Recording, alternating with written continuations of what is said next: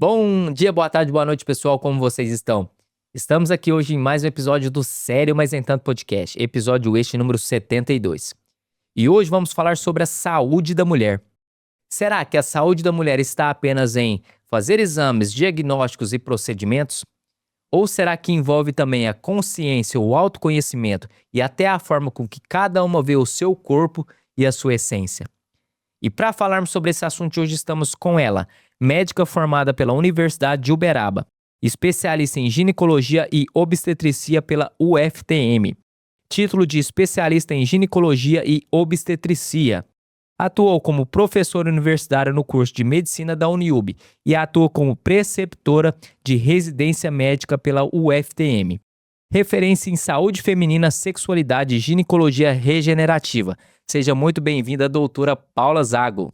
Muito obrigada.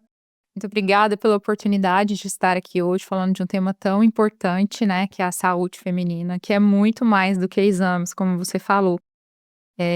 Eu sou formada pela Universidade de Uberaba, fiz minha residência em ginecologia e obstetrícia pela UFTM, sou pós-graduada em sexologia e hoje meu foco é muito voltado para sexualidade e para ginecologia regenerativa, que é uma área super crescente, né? E assim, o seu currículo aqui é meio trava-língua para pessoa que não é do É difícil, né? da parte da saúde. Então, tipo assim, eu tenho que me Então assim, o TEGO é uma sigla, né, um título que a gente tira de formação, né, de proficiência de ginecologia e obstetrícia. E a preceptoria, que também gerou uma dúvida aqui mais cedo, né, que a gente estava conversando fora dos bastidores, é a parte de orientação para um médico já formado que está se especializando na área de ginecologia e obstetrícia. E doutora, agora eu gostaria de saber, de forma um pouco mais completa, sobre a sua apresentação pessoal, profissional, de onde que veio essa sua essência de ir para essa especialidade da medicina. Conta um pouco pra gente esses seus bastidores aqui, até você chegar na cadeira do Sério Mas Nem Tanto hoje. Vamos lá. Eu fiz ginecologia e obstetrícia na UFTM e tem uma parte do meu currículo que eu acabo não divulgando muito, porque não é o meu foco hoje. Eu tenho uma subespecialidade em gestação de alto risco. E hoje não é o meu foco, não é o que brilha os meus olhos dentro do meu consultório. Então já tem mais ou menos uns 4 anos que eu decidi trabalhar só com a ginecologia.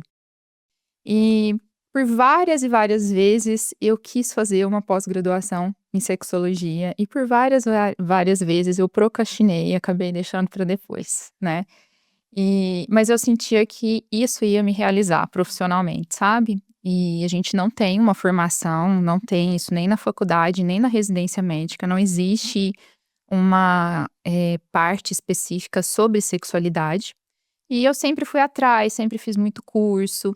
E eu sentia que essa era uma dor muito latente e muito frequente entre as mulheres, né? Então, eu fiz a pós-graduação em sexologia e diariamente eu atendo mulheres com esse perfil no consultório. E no decorrer do tempo eu fui mudando muito o formato de atendimento, né? Antes eu atendia plano de saúde, hoje eu já não atendo mais, justamente porque é um atendimento que me demanda muito tempo, demanda muitas questões de doença, emocionais, trabalho, então eu preciso de qualidade de atendimento, então eu preciso Sim. de um tempo de qualidade para isso. E dentro da sexualidade, eu também percebi várias vertentes. Então, a mulher que está ali com uma queixa sexual, ela também pode ter uma alteração hormonal, ela pode ter um quadro emocional, ela pode ter uma queixa da estética íntima dela. Então, eu fui buscando outras coisas que eu conseguisse complementar o tratamento dela dentro do consultório. É muito bom a doutora falar isso, porque é uma proximidade melhor e maior que você tem com as suas pacientes, né. É meio que um tratamento psicológico, psiquiátrico ali, junto com a área que você atende, né. Eu brinco com elas, eu não tenho formação em psiquiatria, nem em Aham. psicologia, mas querendo ou não, acaba sendo uma pequena terapia que a gente Sim, faz, né? Porque ali é um momento que elas realmente conseguem tirar qualquer tipo de julgamento que elas possam ter e elas acabam se abrindo muito ali, né. Então, muitas vão chorar, muitas vão trazer questões que elas guardam há muitos anos e que elas nunca abordaram com ninguém. Então, tem muito essa questão da conexão, né, e da confiança. E tem muitas questões que as pacientes têm que elas nem sabem que têm, e pela consulta ali você, traz essa proximidade para trazer essa tratativa junto com a paciente, para de fato ela descobrir o que que aconteceu, o que que acontece ali na vida da saúde mesmo dela mesmo, para assim ela buscar o tratamento Do ponto de vista da sexualidade ou do ponto de vista geral? da Da sexualidade. sexualidade? Na maioria das vezes, as mulheres chegam no consultório referindo que elas têm baixa libido. Dentro da baixa libido, a gente tem que pensar em várias causas. A principal causa de baixa libido está envolvida com questões emocionais. Dentre outras doenças, como por exemplo o vaginismo, que a gente pode abordar mais para frente, dor na relação sexual, mas a principal queixa, baixa libido. E quando a gente vai abordar essas questões, muitas das vezes a gente encontra causas que elas colocaram numa gavetinha escura, guardadinha lá de anos atrás, e que elas nunca quiseram falar com ninguém. Então, a gente traz muitas questões que estavam guardadas há muito tempo para atualidade, né? Então, dentro da sexualidade hoje, eu trabalho com uma psicóloga que é especialista em sexualidade. E também trabalho com uma fisioterapeuta pélvica. E aí a gente consegue abordar essas questões com muito acolhimento, com muito cuidado, né? E a gente vai trabalhando isso e assim, é muito gratificante o resultado. E onde que entra o autoconhecimento nisso? É importante? O autoconhecimento é essencial, né? E a maioria das mulheres vem da cultura de que elas não podem entender sobre a sexualidade, elas não podem falar sobre sexualidade, elas não podem falar o que elas gostam, o que elas querem. Existem muitas questões religiosas que estão envolvidas, questões de familiares, né? De educação familiar. E até questões muito de países, né, então cada Sim. região tem algum tipo de particularidade. Mas aqui a gente tem muito questões religiosas e questões familiares educacionais, né. E então tem muito tabu referente à sexualidade hoje, em mulheres mais velhas, em mulheres mais novas. E o que que eu percebo hoje, ainda hoje, Wesley, é que muitas mulheres não sabem nem a anatomia da vulva. E muitos homens também, né. Uhum. E querendo ou não, é importante a gente entender como funciona. Muitas mulheres não sabem que o xixi não sai pelo mesmo local que sai a menstruação. Muitas mulheres não entendem o que é o clitóris, não entendem o que é o canal vaginal, não entendem o que é o útero, o que é o ovário. Então, eu tenho algumas alunas que brincam que meu consultório parece um parque de diversões, porque lá tem absolutamente tudo que você pensar. Tem absorvente, tem todos os tipos de anticoncepcionais, tem modelos pélvicos, tem modelos de vulva, tem modelo de clitóris, tem vibrador. Então eu consigo mostrar tudo e tem espelho, que eu faço questão de ter para poder mostrar. Então, também consigo trazer isso para dentro da consulta, né, que é a parte de autoconhecimento. E é muito importante você falar sobre esse tabu que ainda tem, né. Pelo que você falou, é basicamente uma coisa cultural E mesmo, né. muito cultural. E assim, você enxerga isso como, tendo muito, muito tabu mesmo ou tá melhorando com o tempo? Como é que tá isso? E outra coisa, esse tabu, né, é muito também sobre a parte de dentro da casa mesmo, educação desde quando é uma criança até se tornar um jovem, é meio que os pais, né, não vou generalizar aqui, mas meio que eles, na grande massa, meio que terceirizam essa parte educacional do negócio, da sexualidade. É terceirizada, mas também é proibida, né. E é muito diferente a gente pensar na sexualidade do homem e na sexualidade da mulher no Sim. sentido de educação sexual. Então isso é uma coisa que a gente tem trazido muito, né, pra atualidade, sobre o que é educação sexual, porque até pouco tempo atrás as pessoas acreditavam que educação sexual era ensinar sobre sexo. Sim. E educação sexual não é isso, pelo contrário. Educação sexual é sim ensinar sobre sexo, mas também é ensinar sobre limites, ensinar sobre o próprio corpo, o que é a menstruação, o que pode acontecer a partir da menstruação, como se engravida, como se protege de uma gravidez, como se protege de doença sexualmente transmissível. E o que a gente percebe é que culturalmente, dentro de uma família, vamos supor com um menino e uma menina, a forma como é feita a educação sexual para o menino, ela é muito aberta, né? Sim. Então, o menino precisa ter a sexualidade dele aflorada desde sempre, né? E a menina não, ela precisa ser criada dentro das normas onde o sexo é proibido. E isso pode gerar sérias repercussões na vida futura dela, sexual, né? Porque isso vai sendo enraizado dentro dela de que sexo é proibido. E quando chega o momento dela realmente ter uma vida sexual ativa, isso está lá no inconsciente dela. Isso pode trazer sérias repercussões, como, por exemplo, um vaginismo, ou uma falta de libido. Entende? E assim, né, impacta diretamente na relação entre parceiros, né, seja no âmbito de namoro, então até no âmbito de casamento em si, né. Impacta, porque vida sexual e sexualidade envolve uma pessoa, 2 pessoas ou mais pessoas, né. E a gente hoje sabe que as relações não são somente heterossexuais, hoje em dia as pessoas têm relações homoafetivas, a gente tem que lembrar que existe a população trans, né, casais que gostam de ter relações a 3, né, Uhum. então o que que é errado e certo dentro da sexualidade? Tudo pode ser certo dentro da sexualidade, vai depender da individualidade de cada um. Então, o que é certo pra mim pode não ser certo pra você. Só que o que é certo pra mim não pode causar dano a outra pessoa. Desde que eu não cause dano a terceiros, tudo vale. E tudo tem que ser conversado, né, entre as parcerias. E o que que mais chega para você hoje no seu consultório, doutora? Casos comuns, tem esses casos comuns de mulheres ou não? É muito sobre, individualmente falando, não tem nem como você metrificar se tem esses casos comuns ou não? Baixa libido. 90% dos casos, baixa libido. Hoje eu atendo no meu consultório Nossa, mas tudo. 90% é Não, é muito. Dentro da teoria, assim, de baixa libido, a gente tem em torno de cerca de 70% de baixa libido. Mas eu não sei se é porque o meu nicho já é um nicho mais direcionado, eu entendi, acabo tendo 90% de queixas das entendi. mulheres que chegam lá com baixa libido. Mas eu acho que é por isso, porque eu já tenho um viés, né, nessa população. Sim. Mas hoje eu atendo de tudo, eu tenho pacientes trans, homem trans, mulher trans, tenho parcerias homoafetivas, tenho mulheres casadas, mulheres solteiras, tudo acontece ali, mas o mais comum é queixa de baixa libido. Vaginismo é uma queixa muito comum também e é uma queixa que elas chegam sem entender o que está acontecendo com elas. Não sei se fica claro o que é vaginismo. Não, quero que você me explique. O vaginismo é quando a mulher tem uma contração involuntária da musculatura da vagina.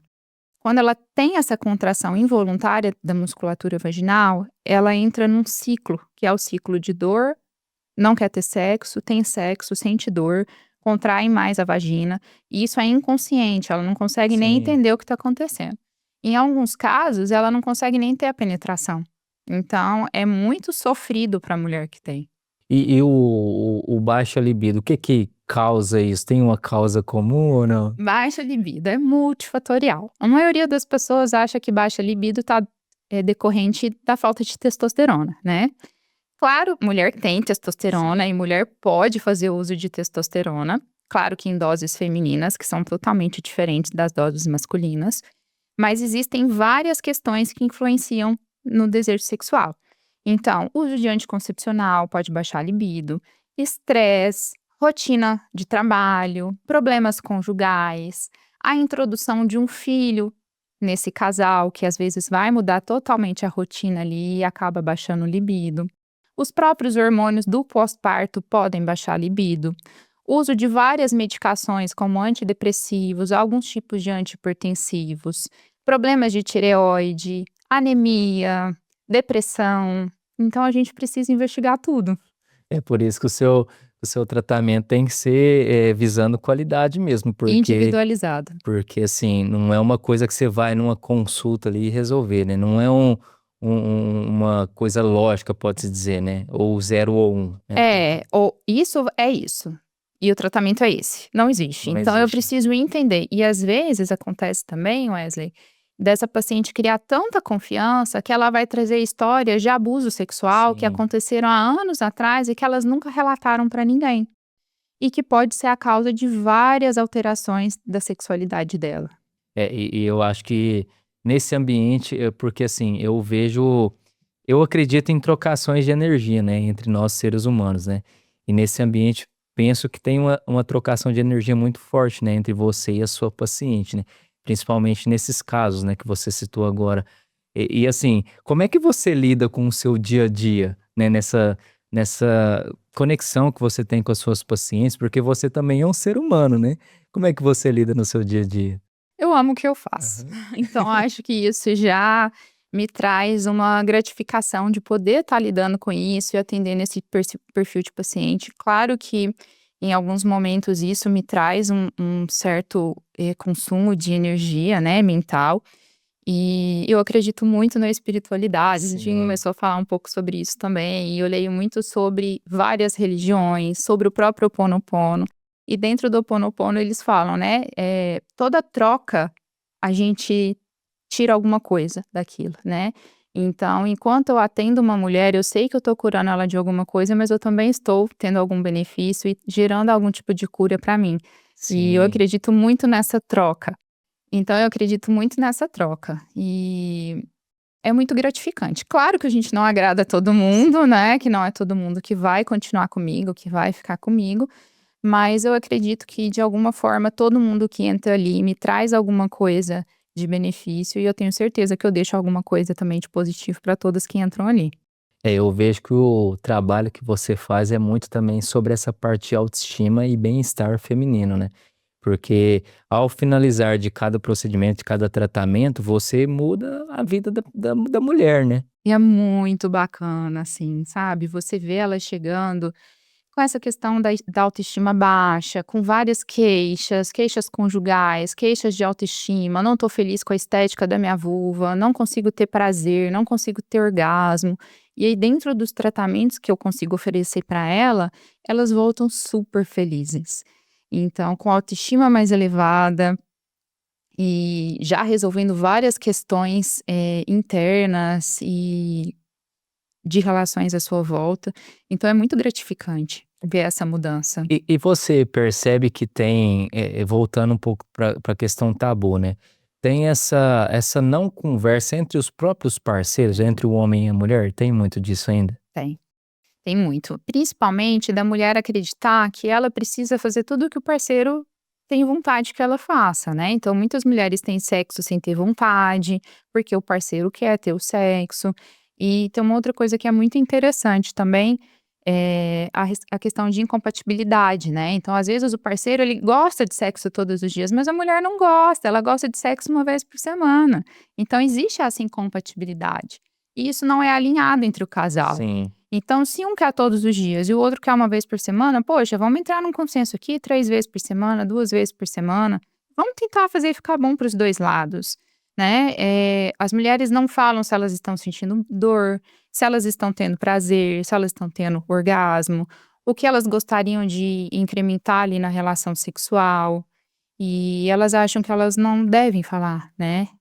E a gente transforma muito isso. E essa questão que você até falou um pouco nessa parte quando envolve um nascimento de um bebê, isso realmente afeta a parte hormonal da mulher? Afeta. Mudam muitos os hormônios. A mulher já fica mais emocionalmente sensível, é natural que ela tenha um quadro de leve tristeza no pós-parto. Ela está produzindo leite, o hormônio do leite é um hormônio que baixa a libido naturalmente. Essa mulher não está dormindo bem, porque tem uma criança que demanda muito dela no período noturno. Ela deixa de ter toda a rotina que ela tinha antes, né? Então ela não se sente bonita, o corpo dela está totalmente diferente do corpo que ela tinha antes. E essa rotina de às vezes ter uma criança no próprio quarto do casal, que não deixa a mulher à vontade para ter a relação sexual, isso atrapalha muito. E doutora, assim, Eu tô te fazendo algumas perguntas aqui que parece ser óbvia pra você, mas não é óbvia pra mim, porque Não, mas eu vejo essas perguntas são rotineiras pra mim, pode ficar tranquilo. porque que se fosse uma mulher com a mulher, talvez o assunto seria até mais descontraído, né.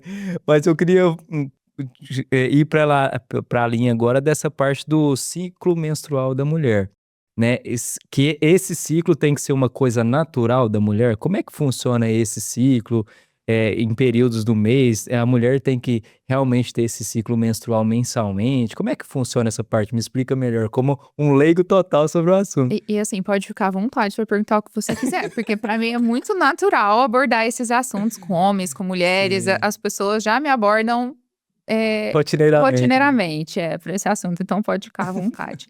A questão da menstruação é muito confundida, às vezes, pelas mulheres, no sentido do sangramento que ela tem com o uso do anticoncepcional, né. Então, naturalmente, a mulher cicla uma vez por mês quando ela não está usando nenhum método contraceptivo. Existem algumas alterações hormonais que acontecem durante o mês para que a mulher tenha a menstruação. A mulher só menstrua se ela tiver ovulação, que acontece 14 dias antes dela menstruar. A mulher que usa o anticoncepcional, ela tem um bloqueio ovulatório, então ela não tem essas alterações hormonais, ela não ovula e ela sangra, que a gente fala por privação de hormônio. Ela faz a pausa do anticoncepcional e tem um sangramento de descamação do endométrio, que é a camada interna do útero, simulando uma menstruação. É preciso menstruar todos os meses? Não. Inclusive, hoje a gente tem anticoncepcionais que são específicos para a mulher não menstruar. E tem mulheres que se beneficiam muito de não ter esse sangramento. Ah, mas se eu usar um anticoncepcional contínuo, eu vou ter dificuldade de engravidar depois? Não tem relação se ela usa contínuo ou não com taxa de gestação no futuro. Mulheres que têm miomatose, que têm adenomiose, que têm endometriose, que têm muita TPM, elas se beneficiam de não menstruar. Então, se eu tenho métodos que me permitem deixar essa mulher sem menstruar e ela vai ter benefícios decorrentes disso, por que não? Né? Então, não é necessário menstruar, a não ser que ela queira engravidar. Esse aí eu acho que é outro tabu, né, do anticoncepcional, né, porque eu acho que muitas pessoas julgam como só vê a parte negativa, né, do anticoncepcional e não essa parte positiva dele mesmo, né. Dentro da ginecologia, muitos tabus existem, Vai né? Assim, soltando assim aí, vai vai. aparecendo um atrás do outro. Então, assim, anticoncepcional dá câncer, se colocar um DIU eu vou ter uma infecção e eu não vou conseguir engravidar, DIU é proibido para adolescente, DIU é proibido para mulher que nunca teve filho. Não, pelo contrário, hoje DIU é a primeira recomendação, né, para adolescentes, por exemplo. Então, métodos de longa duração que a gente chama, né, que são métodos que não Sim. dependem do uso diário. Então, DIU, Implanon, eh algumas pessoas leigas falam absurdos, assim, nas redes sociais a respeito do Implanon, a respeito de DIU, do próprio anticoncepcional oral, né. E a gente tem que tomar muito cuidado com isso. Outro tabu muito frequente, terapia de reposição hormonal na menopausa, uso de testosterona, né, menstruar ou não menstruar, e enfim, sexo anal, sexo vaginal, sexo oral, tudo dentro da ginecologia vira um tabu. É, tudo que envolve a sexualidade, né. E essa questão da menopausa? O que é isso? A partir de que idade isso surge no organismo da mulher, no corpo da mulher? Me explique melhor sobre isso. Habitualmente, a menopausa acontece de 45 a 55 anos. Existe uma regra para ela acontecer? Não. O que que é a menopausa? É quando a mulher fica 1 ano sem menstruar, sem nenhum outro fator influenciando. Por exemplo, a mulher que usa anticoncepcional, ela vai ficar 1, 2, 3 anos sem menstruar, mas decorrente do uso do anticoncepcional. Se essa mulher não usa nada e ela para de menstruar, ela fica 1 ano sem menstruar, essa mulher teve falência ovariana, ou seja, os ovários dela não estão produzindo os hormônios que faziam com que ela menstruava. A partir do momento que a mulher entra na menopausa, na verdade, um pouco antes dela entrar na menopausa, ela começa com sintomas. De uma forma leiga, a gente usa o período climatérico e a pós-menopausa como menopausa, a gente generaliza tudo. Mas essa mulher, devido à queda dos hormônios, ela tem queda de estradiol, ela tem queda de progesterona, ela tem queda de testosterona e ela tem aumento de um hormônio que chama FSH, que pra gente vai ajudar a nortear um pouco essa questão da menopausa. Quando ela tem essas alterações hormonais, ela vai ter muitos sintomas. Então, ela vai ter onda de calor, vai ter irritabilidade, choro fácil, alteração de sono, queda de libido, ressecamento vaginal, pele ressecada, queda de cabelo, unha quebradiça, eh, flacidez de pele. Então, ela entra numa fase irregularidade menstrual. Ela entra numa fase que, às vezes, elas chegam no consultório e falam assim: doutora, eu tô ficando louca. E a gente consegue melhorar muito isso, né. Eu tenho um caso de uma paciente que, assim, foi muito engraçado. Ela chegou no consultório e falou assim: "Doutora, eu tô ficando louca". E todas chegam com essa queixa: "Estou Aham. ficando louca. Eu tô ficando louca, eu tenho certeza, eu tô ficando louca. Não, acho que você tá na menopausa, vamos tentar, né, fazer tratamento, vamos fazer os exames, você volta aqui". Ela voltou. Eu te falei que eu estava ficando louca. Eu desci no estacionamento, tinha um carro igual ao meu parado, eu entrei dentro do carro e fui embora com o carro. Ô louco, E o carro não era meu. mas que jeito, até a chave era igual. Aí ela foi andando, foram atrás dela e: "Não, esse carro não é seu". Aí que ela foi ver que não era o carro dela. E isso é muito real, sabe. E as pessoas não conseguem entender o que as mulheres nessa Sim. fase estão passando. Elas realmente se sentem muito perdidas, né. E a terapia de reposição hormonal ajuda muito a melhorar esses sintomas. Cognição fica muito ruim, memória fica muito ruim. E ela também tem um benefício a longo prazo, porque ela protege de Alzheimer, ela protege de osteoporose e ela protege de doenças cardiovasculares. Então, hoje a terapia de reposição hormonal, quando bem feita e bem indicada, ela é muito benéfica para o paciente. É, eu assim, ó, muitas informações novas aqui surgindo É, um pra mundo mim à aqui. parte. E com certeza para o público do sério, mas nem tanto também. E essas diferenças entre a sua parte clínica e a parte de professora, como é que são a interação entre você as principais diferenças entre você e o paciente, e você e o aluno ali na ponta, tem muita diferença? É totalmente diferente, né, o que eu faço no meu consultório hoje e o que eu faço dentro da residência médica. Hoje, dentro da UFTM, eu trabalho com escala de plantões, então o meu contato lá acaba sendo mais voltado para obstetrícia, né, com partos e pacientes com alta complexidade, com algumas doenças, né. E ali o meu contato são com os médicos em especialização, que são os residentes, que a gente chama. São 3 anos de especialização, então eu passo com R1, com R2, com R3, residente do primeiro, segundo, terceiro ano. E ali o objetivo é ajudar eles nessa lapidação do ensino, né, de como agir com o paciente, de como realizar um procedimento cirúrgico. Então a gente acompanha eles durante todo o processo do plantão, durante todos os procedimentos, é um momento de ensinar mesmo. Ensinar a operar, ensinar a conduzir um caso, ensinar a examinar um paciente. Então totalmente diferente. E falando sobre essa questão de doenças especificamente falando, tem muitas doenças que são basicamente evitáveis nessa parte da sexualidade, da ginecologia, que você consegue passar aqui pra gente, até mesmo doenças comuns que para você e para os especialistas são até óbvios, mas não são óbvios para a grande população?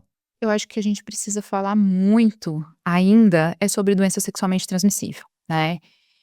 Uso de preservativo, porque as pessoas não usam. A gente tem diagnosticado cada vez mais pacientes com sífilis atualmente, então a gente acredita que ninguém vai ter nada, né, Sim. e acaba deixando de lado o preservativo. As pessoas se preocupam muito com o risco de gravidez, mas a gente tem que lembrar de doenças sexualmente transmissíveis, é essencial. O que mais que é importante da gente pensar na população que está fazendo seus exames de rotina?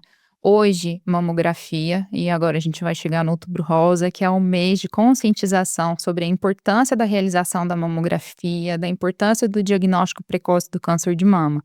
Quando a gente tem um diagnóstico precoce de câncer de mama, a gente tem altas taxas de cura. Então, como a gente vai evitar um risco aumentado de câncer de mama?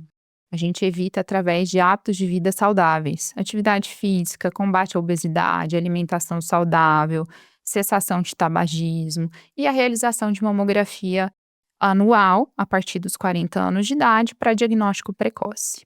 Uma outra alteração que é muito importante da gente investigar em mulheres é o câncer de colo de útero, que é extremamente evitável através do uso de preservativo. E hoje também a gente teve uma mudança no rastreio de câncer de colo de útero. O Papa Nicolau todo mundo conhece, que é o exame padrão de rastreio até então, para diagnosticar lesões decorrentes do vírus do HPV, que é o vírus do câncer de colo de útero, que é transmitido por relação sexual. O vírus do HPV, ele causa lesões no colo do útero ou lesões na vulva. Na Uhum. vulva, geralmente verrugas, e também pode causar no homem lesões genitais, como verrugas. É diagnosticado através do Papa Nicolau lesões que já existem decorrentes do vírus do HPV, tá? Então, tem os graus de lesão que a gente faz o diagnóstico até chegar no câncer. Então, a gente consegue fazer diagnósticos antes do câncer e tratar antes de chegar nesse ponto. E na atualidade, foi preconizado o teste de genotipagem de HPV, que é bem recente, como padrão ouro de rastreio de câncer de colo de útero. O que é esse exame, Wesley? A gente vai fazer uma coleta muito parecida com a coleta do Papa Nicolau, só que a maneira de ser analisado vai analisar os vírus de HPV. Então, eu vou pegar um grau antes ali, eu vou pegar o Sim, vírus de HPV antes dele ter causado lesão no colo do útero. E dentro da genotipagem de HPV, a gente divide alto grau e baixo grau. Se eu tiver alto grau, ela tem grandes chances de ter câncer de colo nos próximos anos. Então, a gente vai fazer outros tipos de exame para acompanhar. Se ela tiver o teste de genotipagem de HPV negativo, ela vai estar segura por 5 anos. entendi. Então, hoje está sendo preconizado a gente fazer a genotipagem de HPV. Os meios têm, né, doutora, e assim, tem aumentado ainda mais os meios de prevenção. Só que eu vejo que independente da especialidade médica, as pessoas, penso que isso é cultural, né, do brasileiro, as pessoas não têm essa cultura de prevenção, né, são mais as pessoas que têm a cultura curativa, né, espera o círculo de fato tá pegando fogo para ir procurar um tratamento. É muito disso mesmo? Tem bastante, mas eu acho que isso tem mudado.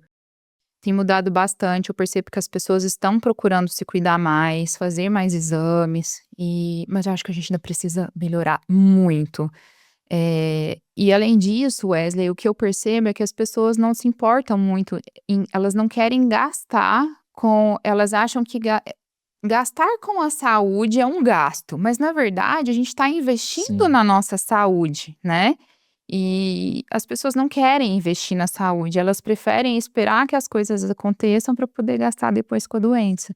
E o que isso vai gerar para ela depois de custo, e não é nem só custo financeiro, né? A gente tem que pensar o que isso vai trazer de qualidade, influência na qualidade de vida, alteração na rotina de trabalho, rotina com a família. Então, quanto mais a gente falar em prevenção, e aí a gente entra muito a questão de mudança de estilo de vida, atividade física, alimentação saudável, equilíbrio emocional, terapia, né, e outras terapias que possam associar nessa parte psíquica, porque a gente tem que pensar na nossa vida como um círculo, né. Esse círculo, todas as pontas têm que todo ele tem que estar funcionando, senão ele vai ter pontas. Sim. Então, se eu não tiver com tudo muito bem equilibrado, não vai girar, né. Então, o que na minha vida eu preciso melhorar? O olhar, o cuidado. E a gente tem que lembrar também dos exames de prevenção, né, que são extremamente importantes. As pessoas, esperam pelo melhor, mas não se prepara para o pior, né. É, É basicamente a síndrome do super-homem e da Mulher Maravilha, né. acha que Acho que nunca vai acontecer, nunca né. vai acontecer com ela, né. E assim, são coisas, doutoras, que eu acho que por não ser uma coisa visível mesmo, né, é uma coisa interna, né, uma coisa que acontece internamente na gente. A gente não tem esse senso mesmo de prevenção, né.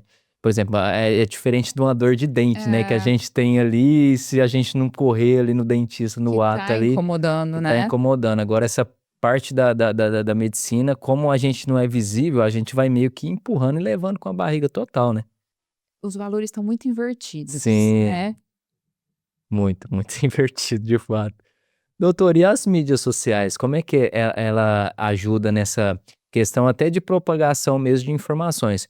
Porque eu vejo que também nesse cenário as mídias sociais ajudam tanto assim, né, auxiliam tanto para a parte positiva, como para a parte negativa, né. Eu vejo as mídias sociais como uma faca mesmo, né, de 2 gumes ali, que você pode usar para cortar o pão e pode usar para ferir alguma outra pessoa.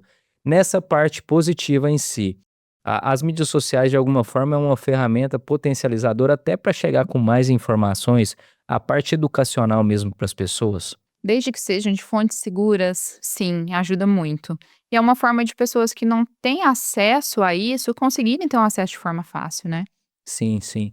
E agora, né, do lado negativo, eu acho que tem muito essa questão, né, a gente volta novamente nos mitos, dos tabus, e até mesmo questão de comparação, né, eu acho que tem muita comparação nas mídias sociais, até por parte de pacientes, procedimentos, tratamentos, que a pessoa de fato não procura saber mais sobre o assunto e vai na onda mesmo ali da pulverização da informação a Massa. qualquer custo, né.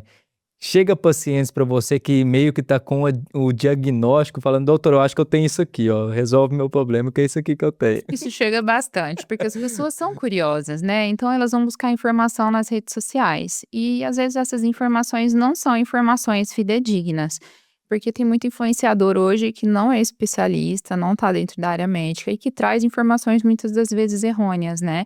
E aí é um trabalho para a gente desconstruir tudo isso. E dentro das mídias sociais, o que teve uma explosão, assim, no ano passado, até eu trabalho hoje com implantes hormonais, né, e o ano passado teve toda uma repercussão, não sei se você chegou a ver sobre isso, e os implantes hormonais eram proibidos, que os implantes hormonais faziam mal enfim, houve uma repercussão muito grande, né.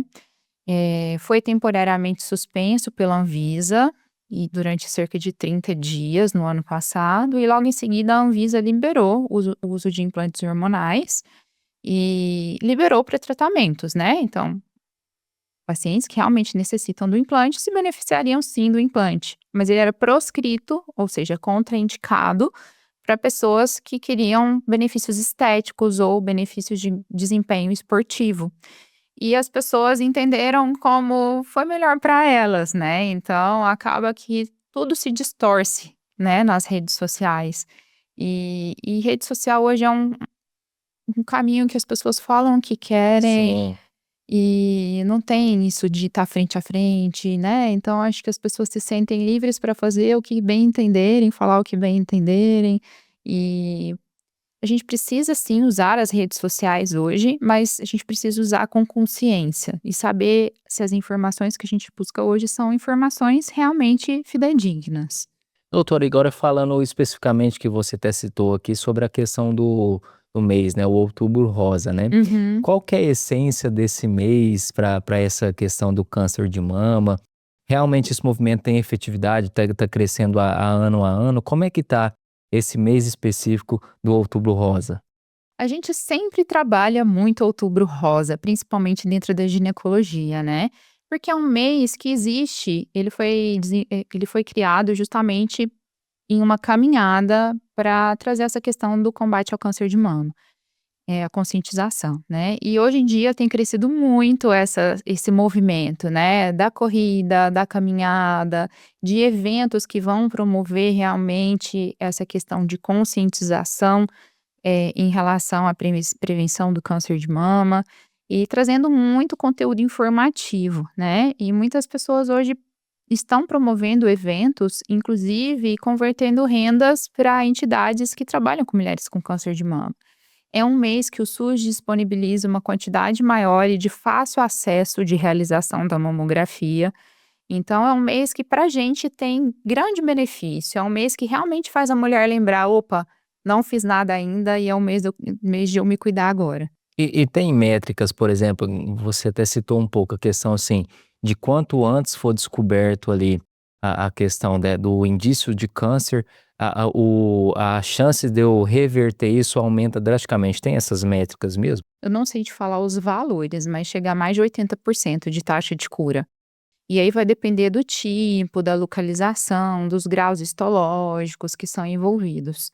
E uma pessoa que é muito legal de você trazer aqui, muito em breve, é o Dr. Kleber. Não sei se você conhece. Não. O Dr. Kleber, ele tem um projeto, assim, incrível, que é a Flor da Pele.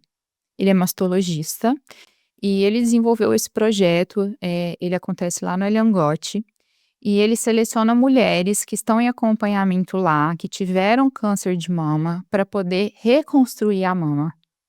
Bacana. É bem legal. E esse projeto dele cresceu muito, vem mastologistas do país inteiro para Uberaba. Ele já conseguiu levar esse projeto para outras cidades. E isso mexe muito com a autoestima, né? Então, as mulheres que passam pelo processo de câncer de mama e que perdem a mama ou parte da mama, elas têm a autoestima muito prejudicada, né? Sim. E esse processo de reconstrução mamária, inclusive de reconstrução de areola com tatuagem, faz ela ter esse resgate da autoestima. Então é muito legal esse projeto, eu acho que vale a pena conhecer. Doutora, agora eu gostaria de falar um pouco contigo sobre a rotina da mulher, a rotina que ela deve ter ali para ser mais saudável. Ter atividades físicas, alimentação, essa parte de hormônio também. Como é que tem que ser, assim, de forma básica, a rotina da mulher para ter essa saúde para a parte do corpo, ter Como um autoestima, todo, né? bem-estar como um todo? Atividade física, essencial. E aí a gente precisa lembrar da importância da musculação, principalmente nas mulheres 40 mais, porque a gente precisa de massa muscular, pensando em longevidade. Alimentação saudável, com baixa ingesta de carboidratos, baixa ingesta de bebida alcoólica, não fumar, evitar fatores de estresse, melhorar a qualidade de sono. A gente pensa assim: "Ai, é fácil falar, né, quem vai conseguir ter tudo isso?", mas a gente tem que buscar um equilíbrio, né. Em alguns casos a gente precisa associar terapia, buscar algum tipo de religião que você encontre algum tipo de conforto, né. Outros tipos de terapias que possam te auxiliar, como uma massagem, uma acupuntura, um ioga. Isso é muita coisa, hein? É. É muita coisa e a gente não consegue tudo, né, então a gente acaba tendo que priorizar ali algumas coisas. O mais Sim. importante do que a gente conseguir fazer tudo, é a gente buscar escolher aqueles pontos principais que a gente precisa e trazer uma constância. E eu falo muito que as pessoas, assim, a gente não pode ver também com maus olhos totalmente a parte do desequilíbrio. Só que a gente tem que datar o desequilíbrio, né? Por exemplo, eu tô com uma demanda alta aqui na minha empresa. Aí eu vou desequilibrar alguns dias ali para me suprir aquela demanda. Mas eu vejo que tem pessoas que não têm data pra finalizar o desequilíbrio e tá ali desequilibrado durante 5 anos, 10 anos, 20 anos, 30 anos, E aí lá na acaba frente a vida cobra, né. e acaba virando uma rotina, a pessoa se acostuma com tudo aquilo, né. O desequilíbrio se torna o equilíbrio pra É, pessoa, né. Aí é. volta novamente a inversão de valor, né, totalmente. E aí, o cérebro se acostuma com aquela rotina, e quando você tenta voltar para uma rotina equilibrada e de tranquilidade, você se sente totalmente desconfortável, né? Sim, E sim. você entrou numa zona de conforto totalmente ruim. E voltar para a zona de conforto, que era uma zona de conforto agradável, vai gerar muito desconforto, né? Doutora, você tem alguns casos que pode passar pra gente aqui dos seus tratamentos, como casos, assim, que você teve resultados, assim, que até te emocionou no final? Eu tenho um caso que eu gosto muito, assim, era uma paciente que ela tinha muita dificuldade de ir no ginecologista, e isso é uma rotina até muito frequente, né, as mulheres têm medo de fazer o exame de Papa Nicolau, e ela não entendia muito bem de como funcionava a anatomia, de como era coletado o exame de Papa Nicolau, e tinha algumas questões sexuais envolvidas, e foi, assim, muito bacana, porque eu usei todo o meu parque de diversões lá do consultório, inclusive todo o material de como é coletado um Papa Nicolau. Explica pra gente o que que é o Papa Nicolau. Papa Nicolau, a gente passa um aparelhinho chamado espéculo. Esse aparelhinho, ele abre o canal vaginal para a gente conseguir enxergar o colo do útero. E ali a gente faz uma coleta de material para ser analisado pelo laboratório para identificar células que possam ser cancerígenas ou pré-cancerígenas. É um exame de raspado. A gente simplesmente pega uma espátulazinha e raspa o colo do útero. Não corta, não machuca, nem nada. E essa paciente achava que a gente tirava um pedaço do colo do útero todas as vezes que ela era examinada, em que ela fazia o Papa Nicolau. Então, só o fato de eu mostrar para ela como era feito o exame já trouxe tanta tranquilidade para ela, que hoje ela chega no consultório super à vontade de fazer o exame. Eu tenho muitas pacientes que só querem coletar o Papa Nicolau comigo, que não coletam no laboratório, que seria uma alternativa. E a gente trouxe várias questões para tratamento da questão sexual, da autoestima, do autoconhecimento, e hoje ela é uma outra pessoa. E tem, períodos, de tempos em tempos que tem que fazer esse exame ou não? Habitualmente, o Papa Nicolau a gente realiza uma vez por ano, uma vez a cada 3 anos. Mas agora com a genotipagem de HPV, o exame estando negativo, a gente pode realizar a genotipagem a cada 5 anos. Ela substitui o Papa Nicolau. Entendi. Doutor, e a questão das tecnologias? Tem muitas coisas novas aí revolucionando também essa parte de da especialidade médica que você pode nos passar aqui. Eu até conversei recentemente com o doutor, ele é cirurgião plástico, O o Aloísio. Aloísio. Ele me falou que tem, assim, nessa parte de cirurgia plástica, tem muitas tecnologias a laser chegando aí, que de certa forma até irá substituir a parte cirúrgica, né, Uhum. mais invasiva do tratamento. Nessa parte da ginecologia também tem tecnologias que estão te auxiliando até no tratamento, na efetividade do tratamento? Eu sou uma pessoa que gosta muito de buscar conhecimento, inovação, então isso já meio que umas pessoas já sabem que eu gosto, né. Então, dentro das tecnologias, falando de equipamentos, hoje a gente tem muitas alternativas. Então, a gente tem radiofrequência ablativa, que tem pequenas agulhinhas, a radiofrequência não ablativa, que trabalha por calor, tem o laser vaginal, várias opções, né, de tratamentos dentro da ginecologia regenerativa, pensando em tecnologias. E a gente pode usar HIFU, tem várias opções de tratamento. Então, cada um vai servir para uma coisa. E alguns têm a mesma função, mas dentro da tecnologia na ginecologia, a gente consegue trazer tratamentos para essa paciente de incontinência urinária, de prolapsos vaginais, que é a queda da bexiga, a maioria dos casos, flacidez vaginal, flacidez de vulva, clareamento íntimo. Então, a própria cirurgia de ninfoplastia, capusplastia, pode ser feita com tecnologias hoje. Outras opções que a gente tem de tratamentos mais inovadores, aí a gente não vai falar de equipamentos, ácido hialurônico, bioestimulador de colágeno, preenchedores vulvários, o próprio botox para tratamento de vaginismo. A gente pode utilizar o próprio implante hormonal para terapias de reposição hormonal. A gente utiliza o LED, que também é uma tecnologia, que pode ser o LED azul, o LED vermelho, que vai tratar candidíase, que vai tratar ressecamento, que vai tratar um herpes, uma fissura. A gente tem hoje também os imunomoduladores que ajudam no tratamento de pacientes que têm candidíase de repetição, pacientes que têm infecções urinárias de repetição. Então, hoje, dentro da ginecologia, a gente tem um mundo à parte de tanto equipamentos quanto tratamentos que são de ponta, né? Que poucas pessoas têm conhecimento, mas que podem trazer muito benefício. Eu acho que essa parte que você citou aí da infecção urinária também é muito forte, né, nesse meio, né? Eu tenho uma paciente que também é um caso bem marcante. Ela chegou para mim falando assim, jovem, de uns máximo uns 40 anos. Eu tô vindo aqui porque eu tô perdendo urina e eu preciso usar fralda. Pensa, uma mulher da minha idade usando fralda para ter que fazer todas as suas coisas rotineiras. Para sair de casa, ela tem que usar fralda. Extremamente constrangedor, né? E a gente começou um tratamento para ela com a radiofrequência. Ela fez uma sessão. Aí ela falou: "Ah, eu não sei se eu confio, eu vou continuar usando fralda". Aí ela disse que tossiu, espirrou, pulou, fez tudo que ela podia. Ela falou: não perdi xixi". E ela voltou tão grata, tão agradecida, que ela com uma sessão conseguiu parar de perder xixi.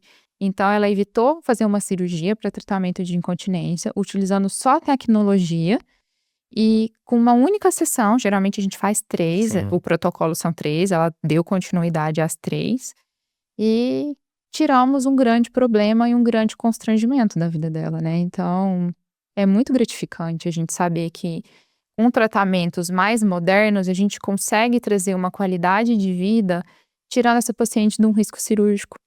É muito bom isso. Doutor, e essa parte da ginecologia regenerativa, do que se trata isso? Você consegue explicar pra gente? Consigo. Ginecologia regenerativa é tudo que a gente vai melhorar a qualidade, da vulva e da vagina para ela. Então, tudo isso que eu te citei, todas as tecnologias, radiofrequência, laser, HIFU, LED, ácido hialurônico, bioestimulador, a própria cirurgia, tudo isso a gente está regenerando, recuperando o que essa mulher perdeu, né.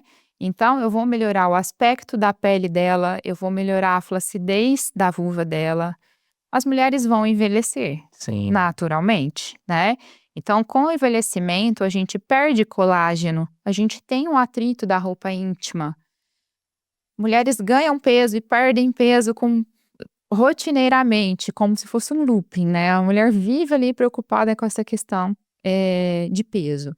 Algumas usam alguns tipos de hormônio, então tudo isso vai influenciar na qualidade da vulva dela. Não só da vulva, mas também do canal vaginal. Então vamos pensar em vulva.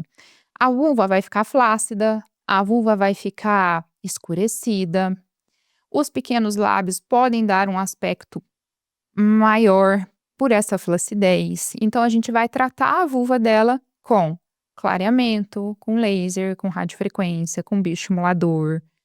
Pacientes que têm vaginismo, que tem a contração da musculatura, eu posso tratar ela com botox. A gente injeta o botox na musculatura para relaxar essa musculatura. Pacientes que têm frouxidão vaginal, que têm gases vaginais na relação sexual, que perdem urina, que têm queda de bexiga, alargamento do introito, que é o canalzinho vaginal, a gente consegue tratar com tecnologias HIFU, laser, radiofrequência, e a gente consegue apertar o canal vaginal e tratar a incontinência urinária. Mulheres que têm candidíases de repetição, a gente pode usar radiofrequência, laser, LED, imunoterapias, para a gente regenerar a mucosa dela e ela deixar de ter candidíase de repetição. Então, tudo que a gente envolve, melhora da mucosa, melhora do aspecto de pele e devolver a função daquele órgão para a paciente, a gente está tratando de ginecologia regenerativa. doutora, você vive, o seu propósito, não vive? Eu vivo. Porque eu gosto muito de estar aqui como ouvinte, né, nas minhas gravações, porque eu vejo muito disso nos meus convidados, né. Quando eu faço as perguntas e eles me respondem, eu vejo que tem um senso de propósito no que o meu convidado faz, né, como pessoa, como profissional. E eu vejo muito isso em você também, É. porque é muito quando você me responde aqui, mostra muito da sua essência como profissional. E é muito bom ouvir isso. É o brilhar os olhos, né. Sim. Isso me faz brilhar os olhos. E se você pensar, tá tudo integrado. A ginecologia regenerativa vai trazer muita qualidade de vida para essa mulher, né. Então ela vai melhorar a autoestima dela, ela vai se sentir mais bonita, mais autoconfiante. A gente já trabalhou várias questões com ela de anatomia, de educação sexual. Ela melhora a qualidade sexual dela. Então eu tenho pacientes que vão lá e fazem procedimentos, não contam para o parceiro, e eles falam: "Olha, eu percebi que tá diferente, tá muito melhor". Aí elas se sentem muito bem, porque elas perceberam que teve realmente uma melhora e o parceiro percebeu sem elas falarem, Sim. né. Outras falam: "Ai, tô me sentindo uma menina de novo". Claro que a gente não volta à função e à aparência de quando a gente tinha ali 20 anos, né, é natural que a gente não volte, mas a gente consegue melhorar muito, né, a qualidade de vida, a autoestima, então é muito gratificante. Eu realmente sou muito realizada com o que eu faço. É porque no final é tudo sobre pessoas mesmo, né, doutora? É. Tudo sobre pessoas. E é muito também até de alinhamento de expectativa com realidade, né? Uhum. O que que o tratamento em si vai proporcionar para aquela mulher ali no final, né? Quando tem esse alinhamento também, lá no final ela se surpreende ainda mais com o tratamento, Elas penso se eu. surpreendem, muito. Eu tenho pacientes que ficam muito desconfiadas, falam: "Ah, eu vou fazer só uma sessão", elas voltam e fazem as 3. Pacientes que querem fazer clareamento de vulva, que incomoda muito, elas têm vergonha de pôr biquíni, têm vergonha de ter relação sexual com a luz acesa, têm vergonha de colocar um short e aparecer a região mais escura no meio das pernas. Então, o clareamento traz muito isso para elas também. E aí, principalmente no clareamento, a gente tem a questão da expectativa, né? E na própria cirurgia também, na linfoplastia. Porque a gente não vai conseguir deixar branquinho, mas a gente consegue melhorar consideravelmente. E elas ficam extremamente felizes com os resultados. E elas ficando felizes, consequentemente, eu fico muito feliz também. E é uma troca, né? Sim. E é muito sobre experiência, né? Experiência, não enxergar a pessoa como unicamente um cliente que entra ali na sua clínica e sai, né? É proporcionar uma experiência para aquela mulher, né, para aquele ser humano, né, para ali no final realmente fazer sentido na vida dela isso também. Então é muito gratificante ouvir isso vindo de você, porque me perguntam muito, né, chegam muito essa questão, né, do até a própria tecnologia, essa parte de inteligência artificial aí que tá muito aquecida no mercado independente do setor, né. A inteligência artificial vai substituir, alguns setores do meio trabalhista? Eu acho que não, porque tem essa parte de humanização, né, que a gente tem, né, de diferencial, né. Eu enxergo que o ser humano utilizando a inteligência artificial como ferramenta, sim, vai substituir Uhum. o que não utiliza. Mas essa parte de experiência que você proporciona às suas pacientes, essa conexão que você proporciona às suas pacientes, me mostram que de fato a inteligência artificial não vai substituir o Não ser tem humano. como. Às vezes me perguntam por que que eu não tenho uma secretária por inteligência artificial. E eu não consigo enxergar o meu consultório sem uma secretária presencial, né? Porque querendo ou não, a secretária é o primeiro contato do meu paciente no meu consultório. Ela vai entrar em contato primeiro com a minha secretária. Os primeiros contatos que ela vai ser de agendamento, confirmação de consulta, recepção na própria recepção do consultório, tudo com a minha secretária, para depois chegar em mim, né? Então, eu trabalho muito com essa questão da experiência do paciente, que não deixa de ser um cliente, e a gente tem que enxergar o consultório, o trabalho do médico como um trabalho realmente, né. É o meu ganha-pão, eu vivo do que eu faço, mas é também um momento de eu cuidar de pessoas e transformar a vida de pessoas, né. E então essa experiência que a gente gera ali, desde esses primeiros contatos dela até o último contato, até o pós-consulta, para saber se a paciente está bem, se ela não está bem. Então, é impossível a gente conseguir trabalhar só com inteligência artificial. E hoje, falando de negócio, de empresas, hoje você tem a sua clínica, o seu consultório, que tem o primeiro atendimento feito pela secretária, ali, o agendamento, e depois você faz toda a parte da consulta em si, do atendimento com o seu paciente. Como é que funciona agora, falando sobre o negócio específico? A gente forma sem saber nada, tá? Porque a gente não tem Não é só na medicina, não. é em tudo, né, mas assim, dentro da medicina a gente aprende falando em medicina, a gente sai super inseguro com tudo, Sim. né. E falando de gestão, a gente não aprende nada, absolutamente nada. Então tudo que eu aprendi até hoje foi, assim, errando e acertando Uhum. muito, né. Então eu já tive várias experiências de, atendimentos em clínicas que não eram a minha própria, né, até chegar no meu consultório hoje. Já tive vários formatos de atendimento até chegar no formato que eu tenho hoje. Atendi muito plano de saúde, mas não é uma realidade que eu consigo enxergar com um propósito alinhado com o que eu faço, né. Então hoje meus atendimentos são só particulares.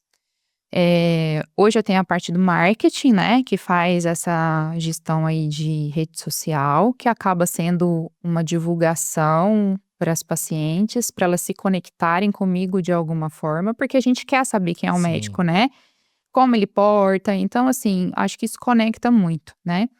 Então a secretária vai ter esses primeiros contatos, ela é orientada a como fazer esses primeiros contatos. Claro que existem regras dentro do consultório e eu prezo muito pelas regras, Sim. mas dentro dessas regras, todo o acolhimento é oferecido para o paciente. Então eu busquei um lugar que seja acolhedor, que tenha uma música agradável, que tenha um café, que ela possa se sentir acolhida. Na minha recepção, raramente vão ter 2 pacientes aguardando.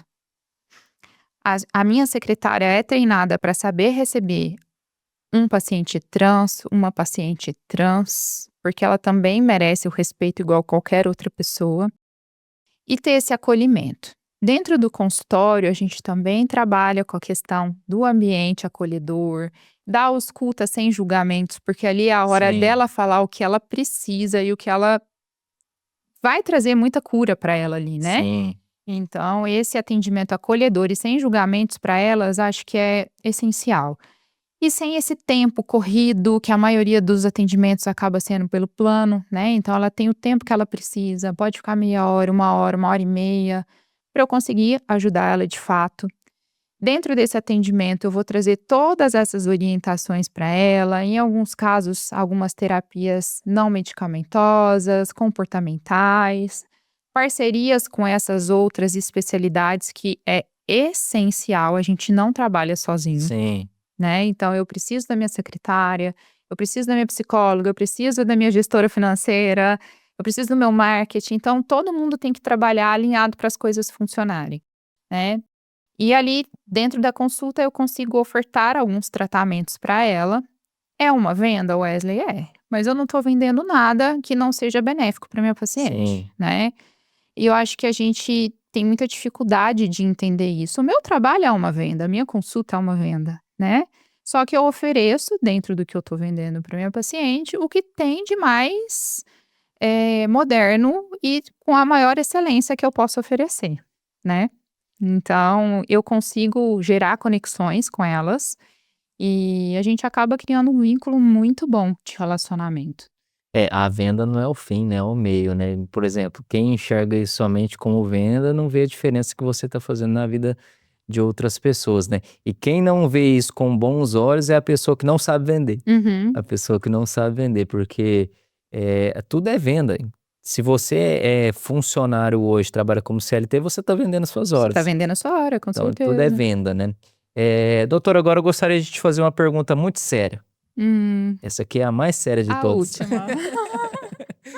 Doutora, essa parte da saúde feminina é muito ligado não somente ao corpo, mas também na mente da mulher? Totalmente, totalmente. Por isso, muitas delas falam: "Foi uma terapia a sua consulta". Tô longe de querer ser uma terapeuta, mas a gente aborda todas as questões emocionais envolvidas em todas as pacientes. Todas, absolutamente todas. A gente não é só físico, né, Wesley? A gente é físico, a gente é psíquico, então a gente precisa abordar tudo isso. E você sente, doutora, que, nessa vida corrida que a gente tem atualmente, as pessoas também buscam a atenção? Com certeza. Todos nós buscamos, né? E isso é uma busca natural do ser humano. A gente quer ser acolhido, a gente quer ser notado, a gente quer receber atenção. Então, isso é primordial. Eu tento trazer sempre isso para minha consulta, dar essa atenção, dar esse momento para ela, e isso faz toda a diferença. É viver o presente, né? Com As certeza. pessoas hoje, a maioria vive muito do passado e vive muito do futuro, né? E não vivem de fato o presente. E eu tô notando isso também, né, essa questão da atenção, né, eu acho que tá perdendo muito, né, o ser humano como essência não tá tendo mais essa questão do olho no olho, tirar, sei lá, que seja 5 minutos pra estar focado ali naquela conversa com outra pessoa ali, e eu tô percebendo isso muito ultimamente, né, e realmente, né, a partir do momento que a gente dá atenção para aquela pessoa que precisa da atenção, a gente faz uma diferença mesmo que mínima na vida da pessoa, né. Faz. E até uma coisa que me incomodava muito quando eu era professora, né, porque os meninos tinham um caderninho e eles ficavam fazendo as perguntas dirigidas pelo caderninho.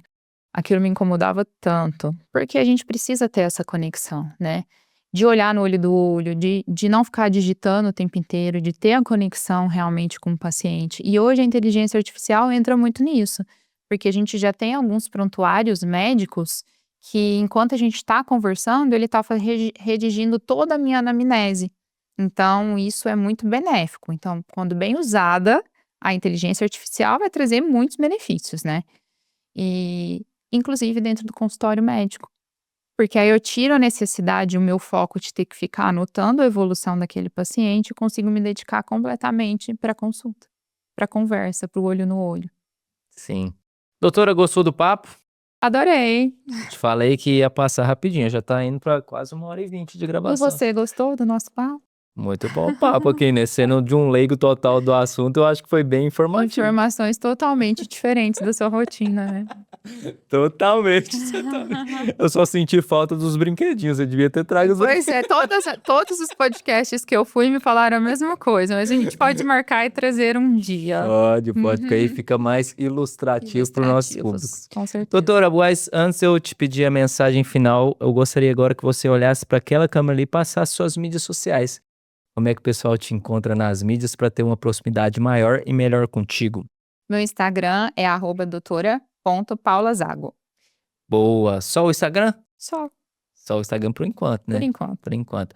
Doutora, agora eu gostaria que você direcionasse uma mensagem final para as mulheres que precisam de mais informações, se informarem mais nessa questão educacional mesmo, dessa parte da ginecologia, buscando a saúde, o bem-estar, a autoestima, o autoconhecimento. Você consegue direcionar uma mensagem para essas mulheres? Wesley, eu acredito que a mensagem principal que eu vivo, assim, é tentar trazer para essas mulheres a consciência da importância do autoconhecimento, porque uma mulher que tem autoconhecimento é uma mulher que tem poder de si, né? Sim. É uma mulher realmente empoderada. Isso é poder, isso é empoderamento. Então, é você ter consciência de si, consciência das coisas à sua volta, e a gente vai conseguir essa consciência através de informação e de profissionais qualificados que possam te ajudar nessa busca desse conhecimento e desse autoconhecimento. E rotina anual, né? Um profissional que você se sinta conectado e que possa te trazer reais benefícios nesse processo que a gente vive em busca, né? Boa. Doutora, muito obrigado Muito por obrigada. ter aceitado o convite. Com certeza convites futuros virão, porque, como você disse, né, tem que ser uma coisa recorrente ali, né? Essa questão da prevenção, dos tratamentos, né?